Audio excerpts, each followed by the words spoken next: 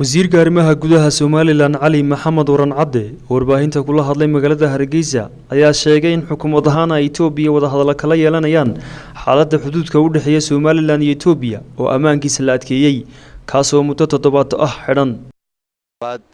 Itoobiya lafteeda waxoogaa baa jira xagga xuduudka insha Allah waxaan jeclaan Itoobiya tagno iyaga laftoodana aanu ka wada hadalno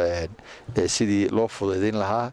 iyadoo isla markaana wadan waliba xaq u leeyahay inuu nabadgelyadiisa ilaashado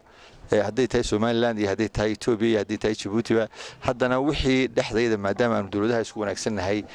wixii la fududeyn karo la fududeeyaa baan u tagaynaa iyagana aad iyo aad ba mahadsantiin wasiirku waxa kale oo ka warbixiyay safar wafdi uu hogaaminayay ay ku tageen dalka Djibouti waxaana uu sheegay in mas'uuliyiinta dalkaasi ay ka wada hadleen arrimo ku saabsan ammaanka iyo xiriirka u dhaxeeya Somaliland iyo Djibouti horu maqasheen waxaan tagay Djibouti aniga wafdi aan hogaaminayo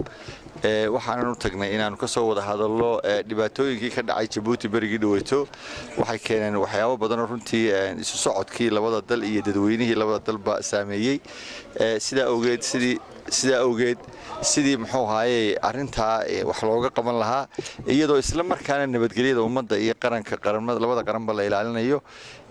marka runtii waxaanu saragnay madaxweynaha waxaanu saragnay wasiiradii waxaanu saragnay wasiirka daaqiliga waxaanu saragnay dhowr wasiir oo kale waxaanu saragnay hay'adihii kale nabadgelyada waxaanu ku heshiinay in muxuu ahaayay isu socodka iyo ganacsiga labada dalba la fududeeyo wixii ka dhimanay xagga nabadgelyada dawladda Djibouti ay dhameystirto sida awgeed anigoo aad iyo aad uga mahad celinaya madaxweynaha iyo muxuu ahaayay madaxda kale reer Djibouti sida quruxda badan ee ay noola qaateen ama aanu isla fahamnay in dadka wixii intii dhibaatooda la yareyn kara la yareeyo waanu isla qaadanay shalay tan sida maqasheen baabuurtii waa la soo daayay container fara badan oo ilaa 200 gaadhiyo ku xanibnaa ilaa shalay waa la gurayay wixii dambana saasaa loo wadayaa iyadoo aanay meeshana ka baxaynin runtii in qaran waliba nabadgelyadiisa ilaaliyo waayo ummadda iyo muxuu ahaayay shucuubta labada dalba dawladaha mas'uul baa ka saaran in la ilaaliyo nabadgelyadooda iyo inay nabadgelyo ku noolaadaan sidoo kale waxaan muxuu ahaayay isla garanay in si joogto ah